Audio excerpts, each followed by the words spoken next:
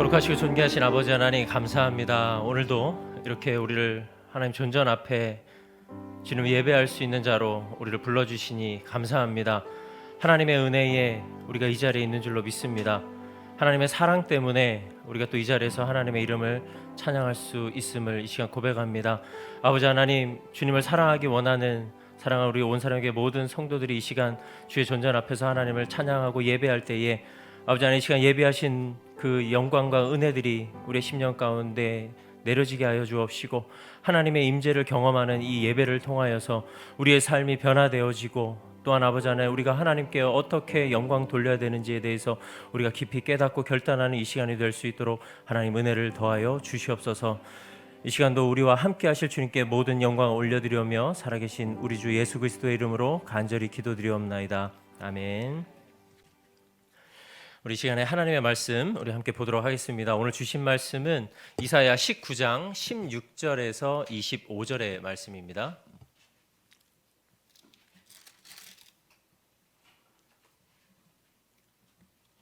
이사야 19장 16절에서 25절의 말씀, 우리 다 찾으신 줄로 믿고 제가 한 절, 여러분들께서 한 절씩 교독하시고 우리 25절은 같이 합독하도록 하겠습니다. 그날의 애굽이 부녀와 같을 것이라. 그들이 만군의 여호와께서 흔드시는 손이 그들 위에 흔들림으로 말미암아 떨며 두려워할 것이며, 유다의 땅은 애굽의 두려움이 되리니 이는 만군의 여호와께서 애굽에 대하여 정하신 계획으로 말미암음이라. 그 소문을 듣는 자마다 떨리니라. 그날의 애굽 땅에 가나안 방언을 말하며 만군의 여호와를 가리켜 맹세하는 5 성읍이 있을 것이며 그 중 하나를 멸망의 성읍이라 칭하리라. 그날의 애굽 땅 중앙에는 여호와를 위하여 제단이 있겠고 그 변경에는 여호와를 위하여 기둥이 있을 것이요, 이것이 애굽 땅에서 만군의 여호와를 위하여 징조와 증거가 되리니 이는 그들이 그 압박하는 자들로 말미암아 여호와께 부르짖겠고 여호와께서는 그들에게 한 구원자이자 보호자를 보내사 그들을 건지실 것임이라. 여호와께서 자기를 애굽에 알게 하시리니 그날에 애굽이 여호와를 알고 제물과 예물을 그에게 드리고 경배할 것이요, 여호와께 서원하고 그대로 행하리라.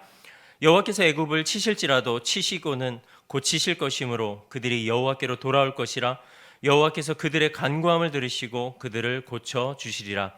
그날에 애굽에서 아수르로 통하는 대로가 있어 아수르 사람은 애굽으로 가겠고 아수르로 갈 것이며 애굽 사람이 아수르 사람과 함께 경배하리라.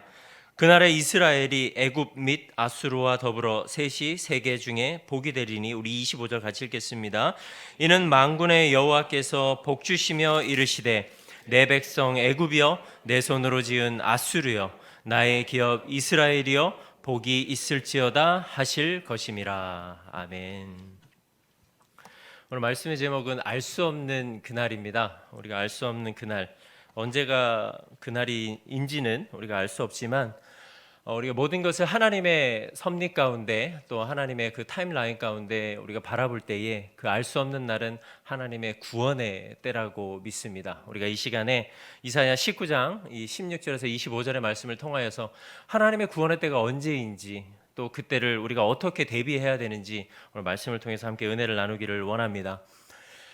하나님의 주권을 인정하는 것은 우리 그리스도인들의 신앙에서 굉장히 중요한 교리입니다. 왜냐하면 하나님의 주권을 인정하는 것 자체가 하나님은 완전하시고 절대적인 권능으로 말미암아 우리의 삶을 하나님께서 통치하고 계시고 우리는 그분의 피조물이라는 사실을 우리가 인정하는 것이기 때문입니다.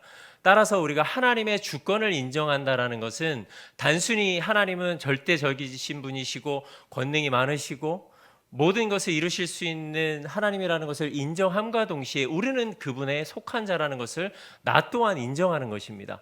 그래서 하나님의 주권을 인정하는 것은 우리에게 굉장히 중요한 교리가 되는 것입니다. 특히 이스라엘은 하나님의 주권을 인정하고 통치를 받아야 함이 마땅한 백성들이었습니다. 하지만 이스라엘은 하나님을 의지하지 않고 더 힘이 센 강대국들의 힘을 빌려 자신들의 민족을 존속해 나가기를 바랬었습니다. 그래서 유다는 아수르의 공격에서 하나님을 의지하기보다는 애굽을 의지할 수밖에 없었던 것입니다. 당연히 하나님의 통치를 받고 하나님을 의지해야 할 유다가 애굽을 의지했기 때문에 이제 하나님께서는 유다 백성들을 심판하실 수밖에 없는 상황에 이르게 되었습니다. 어쩌면 유다는 하나님을 버리고 다른 세상의 힘, 세상의 권력을 의지했었기 때문에 어떻게 보면 심판을 받는 것이 그들에게는 마땅한 것이 될 수 있었겠습니다. 그런데 우리가 어제 아마 큐티 말씀을 이제 큐티를 다 하신 줄로 믿고 어제 말씀인 우리 이사야 19장 1절에서 15절의 말씀을 보시면 우리가 다 알 수 있듯이 이제 유다에 이어서 이제 애굽도 덩달아서 하나님의 심판을 받게 되었습니다. 그리고 그 내용은 굉장히 실제적이고 엄중했었습니다. 원래 애굽은 나일강의 범람덕에 나일강 근처의 비옥한 토지에서 농사를 지어서 그들의 경제를 지탱을 했었습니다. 때문에 애굽 사람들은 나일강을 생명의 근원으로 여기고 나일강을 신으로 여기면서 숭배까지 했었습니다. 그런데 하나님께서 이 애굽을 치실 때에, 애굽을 심판하실 때에 애굽이 그렇게 믿고 따르고 의지하고 자랑했었던 이 나일강을 마르게 하십니다. 그리고 그 마른 강에서 이제 악취가 나게 만드십니다. 이는 결국 나일강을 마르게 하심으로 애굽의 사람들의 삶 전체를 송두리째 흔들고 그들의 삶이 완전히 무너지게 하는 것이 하나님의 계획이었던 것입니다. 또한 스스로 지혜롭다 착각하였던 지도자들을 우둔하게 만드셔서 자신들이 계획한 모든 일들을 어지럽게 해서 애굽의 정치, 경제, 이 체계 또한 한순간에 무너지게 만드는 그러한 심판을 하나님은 애굽에게 내리셨습니다. 사실은 하나님을 의지하지 않았던 민족은 이스라엘 민족이었습니다. 그러나 하나님께서는 이스라엘을 심판하시고 또 구스를 심판하시고 이제 또 애굽을 심판하시게 이르게 되었습니다. 정작 하나님께서는 이스라엘만 심판하시면 됐었는데 이제는 이스라엘뿐만 아니라 이스라엘이 의지했었던 모든 것들을 하나님께서는 심판하시기 시작을 하신 것입니다. 또한 하나님께서는 애굽을 향해 이런 엄중한 심판을 예언하심으로 유다와 애굽에게 각각 깨달음을 주셨습니다. 그 깨달음은 먼저는 유다 백성들이 의지해야 할 대상, 유다 백성들이 의지해야 할 대상이 하나님이었는데도 불구하고 그들이 애굽을 의지했었기 때문에 이 애굽을 치심으로 이스라엘 백성들로 하여금 너희들이 의지할 사람은, 너희들이 의지해야 될 신은 나 여호와 한 명이다라고 이스라엘 백성들을 깨닫게 하셨습니다. 그리고 심판의 대상인 이 애굽에 대해서는 역시 지혜의 근원은 나 여호와 하나님, 나 한 분뿐이라는 것을 애굽으로 하여금 스스로 깨닫게 하셨습니다. 그런데 갑자기 오늘 본문을 우리가 읽어서 아시겠지만 이 19장 16절에서 25절의 말씀은 어제 본문의 내용과는 완전히 상반된 내용이 전개가 됩니다. 갑자기 오늘 본문에서는 하나님께서 심판의 대상인 애굽에게 이제 구원과 축복의 메시지, 그것을 동시에 선언해주고 계시는 내용이 기록이 되어 있습니다. 어떻게 보면 우리 인간의 지혜로는 도저히 알 수 없는 하나님, 도저히 이해할 수 없는 하나님을 오늘 본문을 통해서 발견하게 되는 대목이 되는 것 같습니다. 오늘 말씀을 통해서 우리는 도저히 알 수 없는 이 하나님, 그러나 하나님께서는 모든 것을 다 계획하시고 그분의 섭리대로 하나님께서는 인도해 나아가고 계십니다. 그래서 우리는 하나님이 어떤 분이신지를 오늘 좀 더 깊이 깨달았으면 좋겠습니다.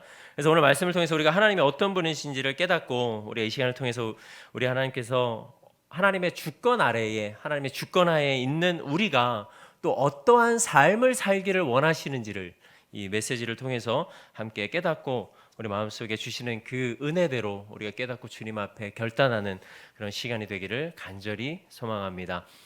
우선 오늘 본문에서는 5번의 그날로 시작하는 하나님의 경고의 신탁 메시지가 기록이 되어 있습니다.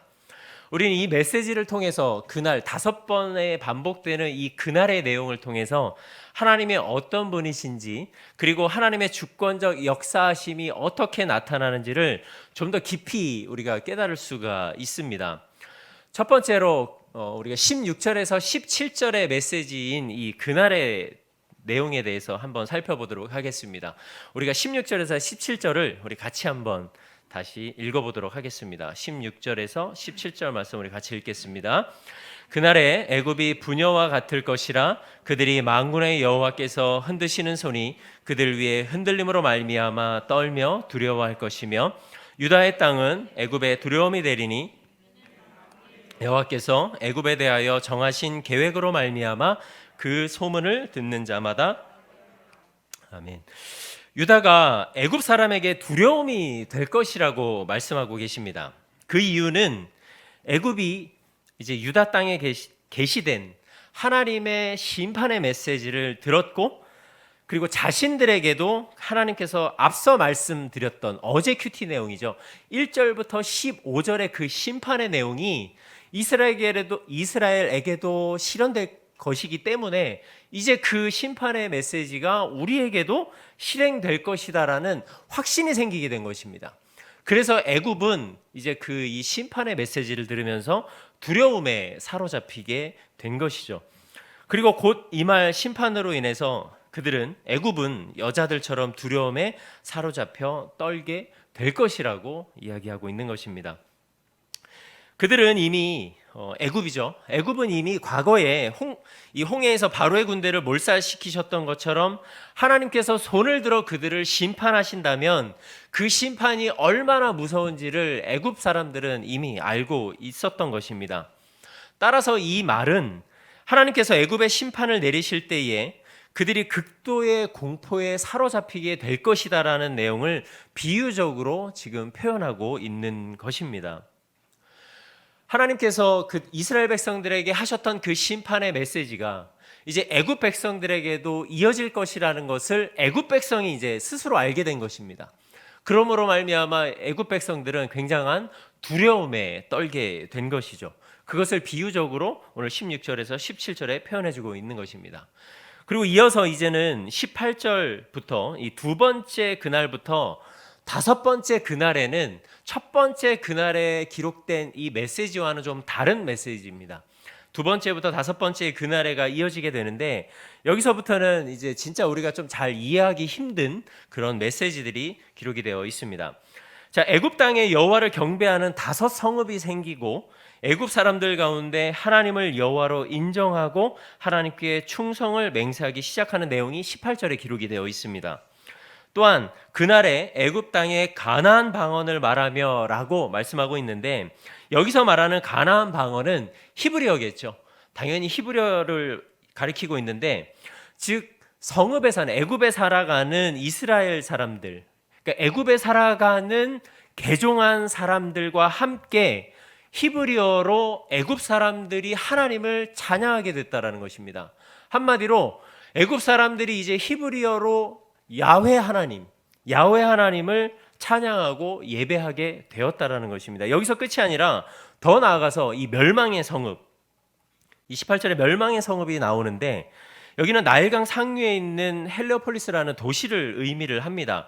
이 도시는 태양신을 섬기는 이 도시로 유명했었던 곳인데, 이제 자신들이 믿고 따르고 의지했었던 그 태양신을 섬기던 그 도시가 이제는 하나님을 예배하는 성읍으로 바뀌게 되었다라는 것입니다. 거기에서 가나안 방언이 퍼져나오고 히브리어로 하나님을 예배하며 이제는 여호와 하나님을 섬기는 성읍으로 바뀌게 된 이 기적 같은 일이 지금 벌어지게 된 것입니다. 그리고 세 번째 그날을 보시면 19절에서 22절에 기록이 되어 있는데, 19절 말씀을 함께 보시면 애굽 땅 중앙에는 여호와를 위하여 제단이 있겠고 그 변경에는 여호와를 위하여 기둥이 있을 것이라는 말을 통해서 소수였던 개종자들이 이제 애굽 사람 전체로, 애굽의 전체 사람들로 퍼져나가고 있음을 선포하고 있습니다. 그래서 이제 진정 하나님의 통치가 이스라엘을 넘어서 이제 애굽에게로 퍼져나가고 있다라는 것, 애굽에게로 확장되어 가고 있다라는 것을 보여주고 있는 것이죠. 이어서 21절에 보시면 여호와께서 자기를 애굽에 알게 하시리니라는 말씀을 함으로써 출애굽을 통해 이스라엘에게 구원의 역사를 이루셨던 하나님께서 애굽에게도 동일한 구원의 역사를 펼치심으로 여호와 하나님이 누구신지를 애굽으로 하여금 깨닫게 하시는 그런 말씀입니다. 그리고 그날에 그들은 하나님께 제물과 예물을 드리고 하나님을 경배하게 될 것이라고 말씀해 주고 계십니다. 그런데 진짜 이제 이해가 되지 않는 말씀, 어떻게 보면 진짜 하나님을 잘 모르겠다라고 제가 느껴진 말씀은 22절입니다. 우리 22절 말씀을 함께 읽어보도록 하겠습니다. 여호와께서 애굽을 치실지라도 치시고는 고치실 것이므로 그들이 여호와께로 돌아올 것이라. 여호와께서 그들의 간구함을 들으시고 그들을 고쳐 주시리라. 호세아 6장 1절 말씀을 보시면 이렇게 기록이 되어 있습니다. 오라 우리가 여호와께로 돌아가자. 여호와께서 우리를 찢으셨으나 도로 낫게 하실 것이요 우리를 치셨으나 싸매어 주실 것임이라. 이 말씀과 지금 이 말씀이 굉장히 비슷하다라는 것을 우리는 알고 있습니다. 이 말씀은 사실 하나님께서 이스라엘 백성들이 잘못된 길, 하나님의 법도에서 벗어났을 때에 그들을 쳐서, 하지만 그들을 멸망시키는 것이 아니라 최종적으로는 그들을 다시 고치시고 회복시키시기 위한 하나님의 말씀이었습니다. 그리고 이 말씀은 실제적으로 이스라엘 백성들과 하나님과의 그 특별한 관계 속에서만 성립되는 그런 메시지였습니다. 그런데 이런 특별한 관계 속에서만 가능했었던 이 역사가 지금 이제 하나님께서는 이스라엘의 하나님이 되심과 동시에 애굽의 하나님도 되시겠다라는 선포를 하고 계신 것입니다. 애굽 사람들은 이제 신실한 이스라엘 백성과도 같은 하나님의 신실한 백성이 되었다라는 것을 지금 이 22절 말씀을 통해서 우리에게 알려주고 있는 것입니다. 한번 생각해 보시기 바라겠습니다. 이 애굽과 아수르 모든 이방 족속들은 이 기본적으로 하나님의 선민인 이스라엘 백성들을 박해하고 그들을 괴롭히던 족속들이었습니다. 그리고 하나님은 때로는 이스라엘 백성들을 돌이키고 회복시키시기 위해서 그들을 들어 사용하셨습니다. 그런데 이제 하나님께서는 이스라엘뿐만 아니라 그 들어 사용하셨던 애굽, 그 애굽 백성들에게 특별한 관계 속에서만 하나님이 하셨던 그 말씀을 그 백성들에게도 하시고, 그리고 그들과 특별한 관계를 맺으심과 동시에 그들이 이제 나의 특별한 백성이 되었다라고 선포하고 계신 것입니다. 저는 이 말씀이 어떻게 보면은 공의의 하나님, 제가 이따가도 말씀드리겠지만 공의의 하나님의 성품 중에 그 공의에 관련돼서는 벗어난 이야기라고 사실 처음에 제가 받아들이게 되었던 이 말씀입니다. 그런데 참 하나님께서 왜 이렇게 하셨을까? 과연 무엇 때문에 하나님께서는 이러한 일을 지금 애굽에게 하고 계신 것일까? 제가 이 고민을 가지고 이 말씀을 계속해서 묵상을 했었습니다.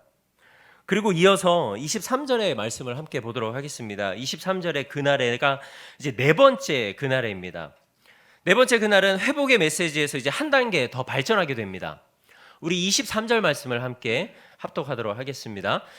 그날에 애굽에서 아수르로 통하는 대로가 있어 아수르 사람은 애굽으로 가겠고 애굽 사람은 아수르로 갈 것이며 애굽 사람이 아수르 사람과 함께 경배하리라. 자, 이제 애굽에서 시작된 하나님의 구원의 역사가 아수르에서도 일어나게 된다라고 말씀하고 있습니다. 역사적으로 볼 때 아수르와 애굽은 굉장히 이 근동 지방에서 이 주도권을 가지고 싸우던 이 두 나라입니다. 이제 첨예하게 대립하던 그 나라인데, 이제 애굽과 아수르가 하나님의 구원의 섭리를 통해서 이제 평화를 이루게 되었다라는 말씀을 하고 계십니다. 서로 땅을 점령하고 약탈하기 위해 다니던 길이 어떤 대로가 돼요? 지금 여기서 23절에 보시면 평화의 대로가 됩니다. 평화의 대로가 되고 서로 각을 세우고 피해 다니던 길은 이제 서로가 자유롭게 통행하게 되고 국가적 그리고 더 나아가서 민족적 갈등이 되어 함께 이 갈등을 이제 극복하고 이제 회복되어서 하나님을 예배하게 되었다라는 것입니다. 애굽과 아수르는 더 이상 대적하는 원수가 아니고 서로 교통하고 연합하여 하나님을 예배하는 하나가 되었다라는 것이죠.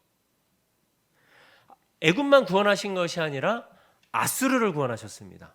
그리고 아수르와 애굽을 하나로 하나님은 화합을 이루게 하셨습니다. 그리고 마지막 다섯 번째 24절에서 25절의 그날을 함께 보겠습니다. 24절에서 25절의 말씀을 우리가 함께 읽어보도록 하겠습니다. 그날에 이스라엘이 애굽 및 아수르와 더불어 셋이 세계 중에 복이 되리니 이는 만군의 여호와께서 복 주시며 이르시되 내 백성 애굽이여 내 손으로 지은 아수르여 나의 기업 이스라엘이여 복이 있을지어다 하실 것이미로다. 하나님의 구원의 역사 속에 나타나는 이 은혜의 절정이 지금 24절에서 25절에 기록이 되어 있는 것입니다.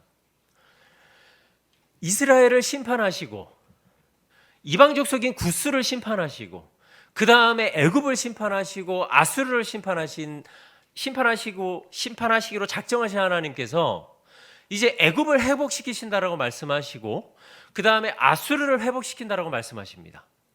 그리고 아수르와 애굽을 회복시키신다라고 말씀하신 이후에 이제 하나님의 백성들을 핍박하던 그리고 하나님 자신을 대적하던 이 아수르와 애굽을 이렇게 말씀하십니다. 내 백성 애굽이여 내 손으로 지은 아수르여 나의 기업 이스라엘이여. 이렇게 말씀하시면서 이 세 민족을 이스라엘과 동등하게 대하십니다. 그리고 이들을 복의 근원이 되시겠다, 복의 근원으로 삼으시겠다라고 선포를 하셨습니다. 이 말씀이 우리에게 특별히 은혜가 되는 이유는 원래 구원은 이스라엘의 백성들에게만 국한된 은혜였었습니다. 창세기 17장 6절에서 8절의 말씀을 보시면 아브라함의 자손 외에는 아무도 하나님께서는 자녀 삼으시지 않겠다고 말씀하셨습니다. 그러나 이제는 하나님의 구원의 계획이 모든 민족에게로 확장이 된 것입니다. 그러므로 누구든지 하나님을 믿는 자들은 하나님의 거룩한 백성이 되게 되었다라는 것입니다. 우리는 여기서 하나님께서 아브라함에게 말씀하신 그 뜻을 돌이키시면서까지, 하나님의 뜻을 돌이키시면서까지 온 인류를 구원하시기 원하셨던 하나님의 구원의 열정, 하나님의 구원의 열정과 그 사랑을 우리는 바라볼 수 있게 된 것입니다. 저는 오늘 이 말씀을 준비하면서 이 부분에서 하나님은 진정 내가 조금도 이해할 수 없는 분이시구나, 내가 조금은 하나님을 알 수 있을 것이라고 생각했었는데 하나님은 도저히 알 수 없는 분이시구나, 하나님의 구원의 섭리는 정말 신비롭고 은혜라고밖에 인정할 수 없게 되는 그런 말씀을 제가 이 준비를 하면서 대면하게 되었었습니다. 동시에 하나님께서는 진정 공의와 사랑을 동시에 행하시는 유일한 분이시구나 라는 것을 다시 한번 깨닫고 개인적으로 저에게 큰 은혜가 되었었습니다. 사실 우리가 인간적으로 생각해보면 이 공의와 사랑이 함께 공존하는 것이 이 불가능하다라는 것을 우리는 잘 압니다. 예를 들어 무엇이든지 이게 공정하게 처리하고자 한다면, 그리고 이것을 굉장히 공정하게 내가 처리하고자 계획을 세우지만, 이 공정하게 처리하기 위해서는 모든 것이 사실 다 배제되어야 합니다. 우리가 흔히 알고 있는 이제 학연, 우리나라 이게 연이 되게 중요하죠. 이 학연, 지연, 그리고 혈연, 그리고 또 더해서 뭐가 있을까요? 우리나라는 이런 게 있죠. 이 연고주의. 예, 그렇죠. 근데 사실 연고주의는 우리나라만 있는 것은 아니고 외국이 더 심한 것 같습니다. 이 연고주의는 사실 외국이 더 심한 것 같고, 그래서 우리나라는 몇 명만 거치면 이제 한 달이 건너고 두 달이 건너면 이제 서로 다 안다라고까지도 우리가 이야기를 하고 있는데, 모든 이 인연들, 인간적인 이 관계들을 다 철저하게 배제하지 않으면 사실 이 정의, 공정, 공의 이런 것들을 완벽하게 실현해낼 수가 사실 굉장히 어렵습니다. 실제적으로 우리에게 만약에 그러한 능력과 어떤 힘이 우리에게 있다 할지라도 이 모든 것을 다 배제하고 일을 처리하고 마지막 결말, 내가 계획했었던 그 결말을 얻고자 하는 것은 굉장히 어렵습니다, 사실. 하지만 반대로 이룰 수 있는 분이 누군가는 있겠죠. 이 학연, 지연, 혈연, 연고주의 이런 것들을 다 배제하고 일을 처리하면 정의, 공정, 정의 이런 것은 배제하지 않고 일을 처리한다면, 그러니까 학연, 지연, 혈연, 연고주의 이런 것들을 우리가 배제할 수 없기 때문에 고려해서 일을 처리한다면 정의, 공의, 공정 이런 것들은 다 사라지게 되겠지만 무엇은 남을까요? 관계는 남겠죠. 이 사람과 나의 관계, 그리고 쉽게 우리가 알 수 있는 어떤 이익이 우리에게 주어질 수는 있겠죠. 좋은 이미지도 우리에게 남을 수는 있을 것입니다. 하지만 하나님께서는 이 두 가지 속성을 다 갖고 계시고 이 두 가지를 다 포함하시지만 이 두 가지를 동시에 하나님은 행하고 계신다라는 사실입니다. 우리는 이 두 가지를 다 행할 수 있는 능력이 우리에게는 없습니다. 그런 실력이 우리에게는 없습니다. 그런데 하나님께서 이 두 가지를 동시에 하나님은 실천해 나아가고 계신 것입니다. 하나님께서는 공의가 강같이 흐르는 것을 원하십니다. 성경에는 이 아담으로부터 시작된 모든 죄악들을 하나님께서는 반드시 심판하실 것이라는 것을 말씀하셨습니다. 그리고 마지막 날 주님께서는 재림하셔서 이 모든 죄악들을 심판하시고 영원한 형벌 가운데 죄인들을 유기시키신다라고 말씀하셨습니다. 이것이 하나님의 공의입니다. 하나님의 공의는 그래서 절대로 죄를 용납하지 않으시는 것이 하나님의 공의로운 심판이었습니다. 근데 더불어서 하나님의 이제 사랑, 우리가 하나님의 사랑을 이제 빼놓을 수가 없는데, 하나님의 이 속성 중에 하나인 이 사랑은 사실 단순한 용서를 의미하는 그런 사랑이 아닙니다. 단순히 용납하고 용서하는 그런 사랑이 아니라 죄인이 마땅히 받아야 할 심판을 창조주 하나님께서 직접 대신 치르신 희생이요 절대적인 사랑이었다라는 것입니다. 이 대표적인 사건이 성경에 여러 곳에 기록이 되어 있는데 제가 여러분들에게 대표적인 사건을 오늘 말씀을 드리도록 하겠습니다. 이 대표적인 사건으로 제가 여러분들에게 말씀을 나누기 원하는 것은 예수님께서 십자가에 달려 돌아가실 때에 옆에 누가 있었습니까? 이 괴수, 죄인들 2명 있었죠. 똑같이 십자가의 형벌을 당해야 할 예수님 곁에 있었던 죄수가 구원받은 사건입니다. 우리 누가복음 23장 39절에서 43절의 말씀을 한번 펴보도록 하겠습니다. 누가복음 29장 39절에서 누가복음 23장 39절입니다. 죄송합니다. 누가복음 23장 39절에서 43절의 말씀입니다. 사실 예수님께서 십자가에 못 박힌 사건들이 마태복음 27장과 마태복음 15장 그리고 여기 누가복음 23장 그리고 요한복음 18장에 공관복음 4복음서 전체에 다 기록이 되어 있는데 예수님께서 함께 이 죄인들과 달린 이 사건은 누가복음에만 기록이 되어 있는 사건입니다. 우리 누가복음 23장 39절에서 43절을 우리 한 목소리로 함께 읽도록 하겠습니다. 달린 행악자 중 하나는 비방하여 이르되 내가 그리스도가 아니냐 너와 우리를 구원하라 하되 하나는 그 사람을 꾸짖어 이르되 내가 동일한 정죄를 받고서도 하나님을 두려워하지 아니하느냐 우리는 우리가 행한 일에 상당한 보응을 받은 것이니 이에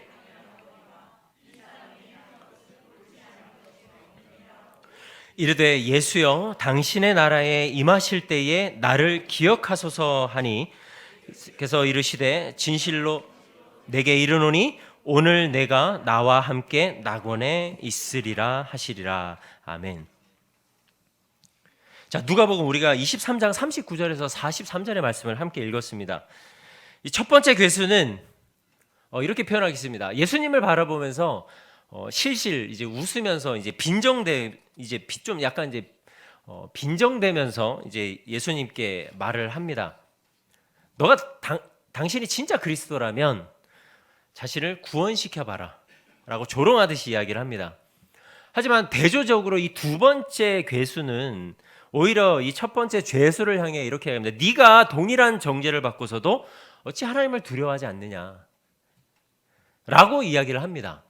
자, 분명히 이 두 번째 죄수는 자신들의 행위가 공평하게 심판을 받아 내가 지금 당하고 있는 십자가형이 당연하다라고 지금 여기고 있는 것입니다. 그러니까 십자가형을 당연하게 여기고 이것을 인정한 것이죠. 그래서 자신의 죄를 인정하고 예수님께 마지막으로 간청을 합니다. 자신을 기억해달라고.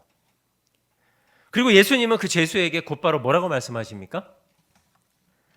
내가 진실로 내게 이르노니 오늘 내가 나와 함께 낙원에 있으리라.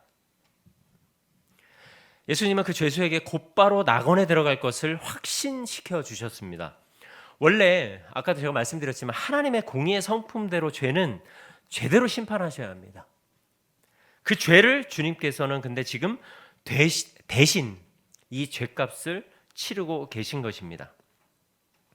이것은 예수 그리스도의 십자가의 죽으심이 아니고서는 불가능한 일이었던 것입니다. 주님께서는 우리가 받아야 할 심판의 형벌을 대신 십자가에서 죽으심으로 하나님께서 우리에 대한 자기의 사랑을 말로만이 아니라 이제 확증해 내 주셨던 것입니다. 죄를 심판하셔야 하는 공의와 죄를 용서해야만 하는 하나님의 사랑이 지금 십자가 위에서 동시에 이루어진 것입니다. 그래서 예수님의 십자가는 하나님의 공의와 사랑이 완성된 곳입니다. 참 아이러니하면서도 역설적인 하나님의 말씀이 아닐 수 없습니다. 하나님의 사랑이 얼마나 위대한지를 이 예수님께서 십자가에 달려 돌아가시기 전에 바로 그 직전에 이 죄수와 함께 달린 이 사건, 누가복음 23장 39절에서 43절의 말씀을 통해서 하나님이 진정 우리를 향하신 그 사랑이 얼마나 위대한지를 다시 한번 우리에게 말씀해 주고 계신 것입니다. 하나님은 우리의 죄를 심판하셔야 합니다. 하나님은 우리의 죄를 심판하시고 우리는 당연히 지옥에 가야 마땅한 그런 자들이었습니다. 그런데 하나님께서는 동시에 우리를 사랑하셨습니다. 하나님이 공의의 하나님이시라면 우리를 반드시 심판하셔야 되는데 이 사랑 때문에 우리를 용서하신 것입니다. 전후 먼저가 없이 하나님께서는 이 하나님의 공의와 사랑을 우리 모두에게 알려주시기 위해서 십자가에서 동시에 주님이 돌아가심으로 우리 모두에게 확증해 내주셨던 것입니다.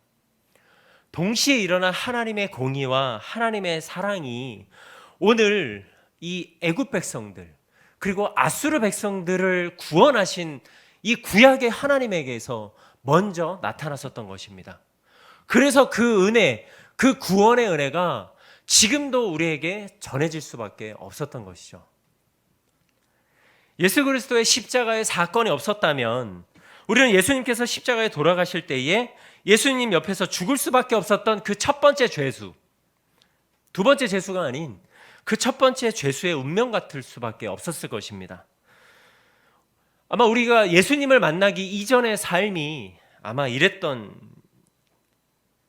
것을 우리는 부인할 수 없을 것입니다. 예수님을 조롱하고 비난하던 그 죄수처럼 죄에 사로잡힌 자들이 바로 우리였습니다. 그래서 우리는 죽을 수밖에 없었던 죽어 마땅한 그런 죄인들이었습니다.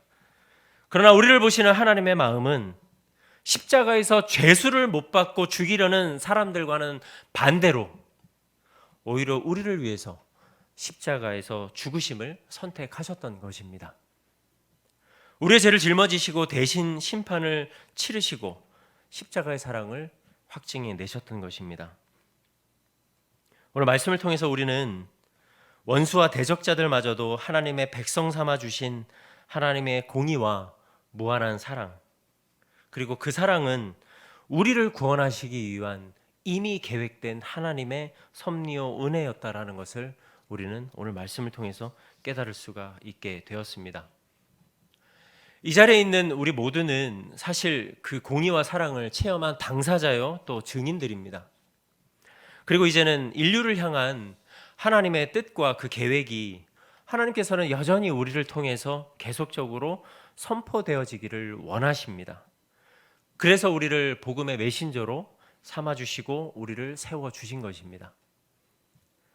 또한 하나님의 공의와 사랑은 오늘날 우리뿐만 아니라 이 지상에 있는 교회들을 통해서 계속해서 선포되어지고 있는 것입니다.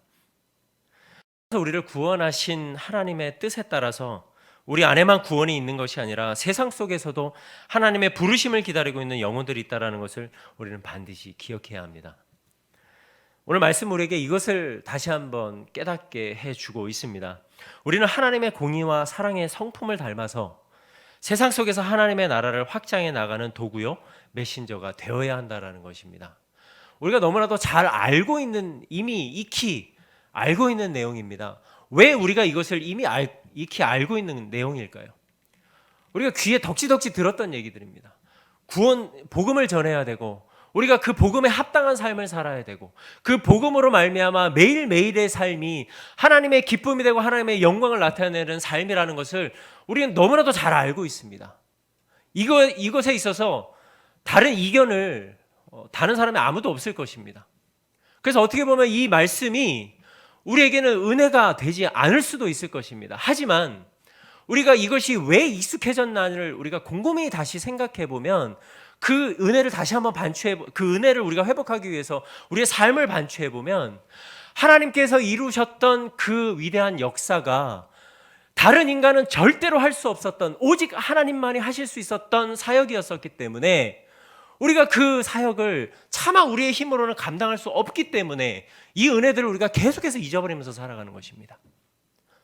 하나님만이 하실 수 있었던 이 구원의 사역, 이 구원 사역을 우리가 그렇다면 어떻게 우리의 삶에서 매일매일 나타나고 그것이 열매로 나타날 뿐만 아니라 우리 삶에 어떻게 그렇게 드려지는 삶을 살 수 있을까요? 어떻게 하면?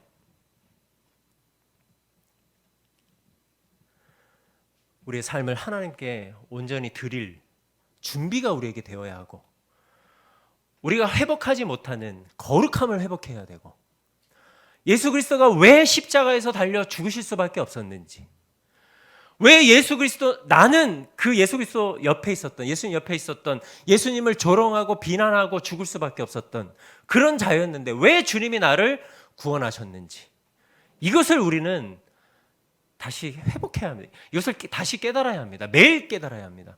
매일 깨닫고 그것으로 끝나는 것이 아니라 그 두 번째 예수님께 간청했었던, 자신의 죄를 인정하고 자신을 구원해 달라라는, 그렇게 간절히 간청했었던 그 간절함을 가지고 간청했었던 두 번째 죄수처럼 우리는 그 고백이 우리의 삶에서 매일 나타나야 한다는 것입니다. 우리 죄에 대한 고백과 회개가 없이 우리는 절대로 거룩함을 회복할 수 없을 것이고, 이 죄에 대한 고백이 없이는 예수 그리스도의 십자가에서 죽으심과 부활하심이 우리의 삶을 변화시킬 능력으로 나타나지 않습니다. 예수님은 우리의 죄 때문에 돌아가셨죠. 예수님은 우리의 죄 때문에 돌아가셨고 다른 이유 없습니다. 예수님께서는 우리의 죄 때문에 돌아가셨고 우리를 하나님의 나라로 데려가시기 위해서, 인도하시기 위해서 그 모진 고난과 수모와 고통을 스스로 몸소 감내하셨던 것입니다. 하나님의 뜻이 이루어지는 그날, 우리 모두는 그리스도 안에서 온 세상이 하나 되는 것을 꿈꾸면서 소망하며 살아가고 있습니다. 우리의 삶이 복음에 합당하지 않은 삶, 복음에 합당하지 않았던 애굽과 아수르였었던 우리의 삶이 하나님의 전적인 구원의 은혜로 말미암아 그들을 이스라엘 백성처럼 삼아주셨습니다. 하나님이 택하신 그 선민처럼 복의 근원으로 삼아주셨습니다. 우리를 그렇게 삼아주신 것입니다. 사랑하는 여러분, 아무리 복음을 전하기 힘들고 우리가 암울한 시대를 살아간다 할지라도 언젠가는 알 수 없는 그날, 예수님이 재림하시는 그날, 하나님이 구원의 역사를 이루실 그날에 우리는 하나님 앞에서 우리에게 주어진 사명을 충실히 감당했었노라고 하나님 앞에 당당히 고백할 수 있는 자가 되기 위해서 오늘의 삶에서 복음이 나타나는, 복음의 열매, 복음을 전하는 삶을 살아야 할 것입니다. 우리에게 맡겨진 사명만큼은 우리가 잊지 않았으면 좋겠습니다. 아무리 우리의 삶이 암울하고 힘들고 지치고 답이 보이지 않는 인생이라 할지라도 예수 그리스도께서 우리를 구원하신 그 구원의 은혜와 그 구원의 은혜로 말미암아 그 대속의 은혜로 말미암아 우리에게 맡겨주신 이 귀한 사명만큼은 우리가 절대로 잊지 않았으면 좋겠습니다. 여러모로 복음을 전하는 것이 힘들 수 있겠지만 담대히 하나님의 사랑을 실천하고 복음을 전하여 하나님의 구원의 역사가 계속적으로 일어나고 있음을 기대하고 또 그러한 확신을 우리가 갖고 우리에게 주어진 이 사명을 다 감당하는 우리 온사랑의 교회 성도님들이 되시기를 바라겠습니다. 그래서 하나님의 역사가 우리의 역사가 되고 우리 모두의 역사가 우리 온사랑의 교회의 역사가 되기를 간절히 소원합니다. 제 말씀을 준비하면서 저의 삶을 되돌아보지 않을 수가 없었습니다. 우리는 날마다 하나님 앞에 은혜로 살아간다라고 고백합니다. 그리고 예수 그리스도의 그 구원의 은혜 때문에 우리가 누릴 수 없는 나에게 넘치는 은혜의 삶을 살아간다라고 고백을 하며 살아갑니다. 그러나 내일 이어질 말씀입니다. 우리가 그 은혜를 소멸하고 우리가 다시 하나님과 대적하는 자가 되고 하나님의 지혜의 근원 되시는 그 하나님보다 앞서서 교만한 삶을 살고 우리가 하나님을 의지하지 않는 삶을 산다면 우리는 여전히 하나님의 고통과 그 심판에서 벗어날 수 없게 될 것입니다.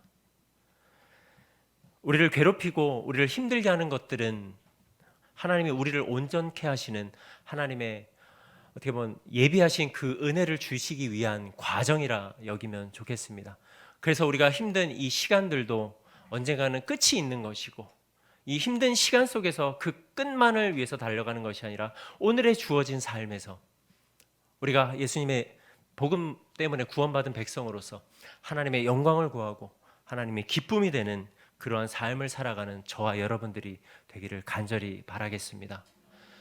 사랑하는 우리 온사랑의 모든 성도님들께 이 복음의 열정이 다시금 되살아나고 그 구원의 은혜가 더 크게 저와 여러분들에게 다가옴으로 말미암아 우리에게 주어진 이 사명을 우리가 끝까지 잘 감당할 수 있는 저와 여러분들이 되기를 간절히 바라겠습니다. 기도하겠습니다. 거룩하신 하나님 아버지, 우리는 하나님의 사랑과 그 공의와 은혜 없이는 구원받을 수 없었던 죄인들이었습니다. 그러나 주님께서 십자가에서 우리의 모든 죄를 사하여 주시기 위해 십자가에 몸소 달려 죽으심으로 말미암아 우리를 구원하여 주시고 영생을 누리게 하여 주셨습니다. 하나님의 구원의 은혜에 시간 다시 한번 우리가 감사의 고백을 주님께 올려드립니다. 그리고 이제 우리를 하나님의 공의와 사랑을 체험한 당사자여 또 증인으로 세우셨사오니 예수 그리스도의 복음을 전하는 사명을 감당할 수 있는 능력과 믿음을 우리에게 더하여 주심으로 말미암아 하나님의 영광을 나타내는 삶을 살아가는 우리 모두가 되게 하여 주옵소서. 또 우리 온사랑의 교회를 통하여 이 일을 지금도 계속해서 이루어가기 원하심을 우리는 믿습니다. 우리 온사랑의 교회가 어려운 이 시기에 더욱더 한 영혼을 귀하게 여겨 주님께 인도하고 나라와 민족을 위해 기도하는 생명력 있는 살아있는 공동체가 될 수 있도록 아버지 하나님 은혜를 더하여 주옵소서.